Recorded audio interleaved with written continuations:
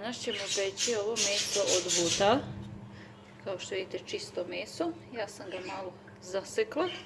Sad ćemo to sve usoliti. Solite odokativno, onako koliko vi volite. Dodat ćemo malo vegete.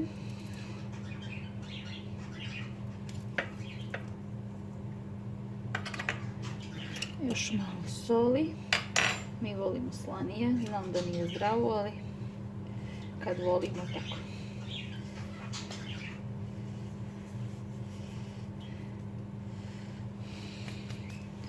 Nakon toga ćemo tu naliti vode.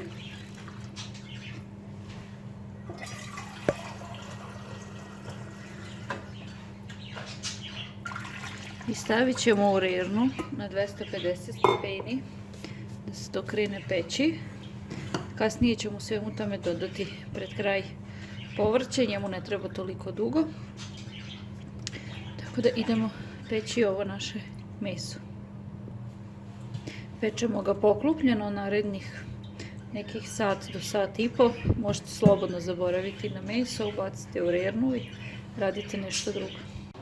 Posle nekih sat vremena pečenja naše meso izgleda ovako. Sad ćemo ga još malo prosjeći kako bi se ono što bolje ispeklo.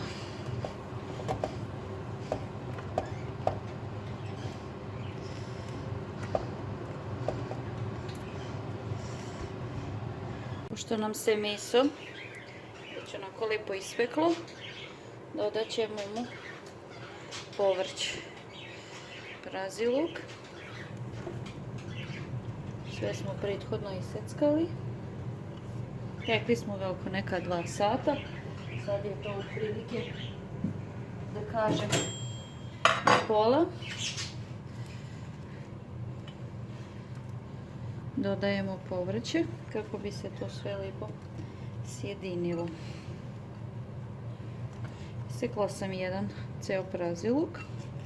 Isekla sam jednu šargarepicu, čisto da malo prošaramo, ali fino bude kada se ispeče. Ubacit ćemo i krompir. Meso ćemo ovako malo odići, da možemo ispod njega da ubacimo povrće, da se može skuvati, a da nam meso ostane na povrću i da se što bolje zapeče, da ne bude kuvano.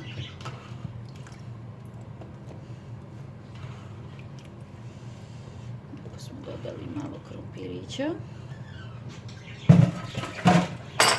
Sljedeće dodat ćemo ove brokelje. Oni budu tako isto jako ukusni.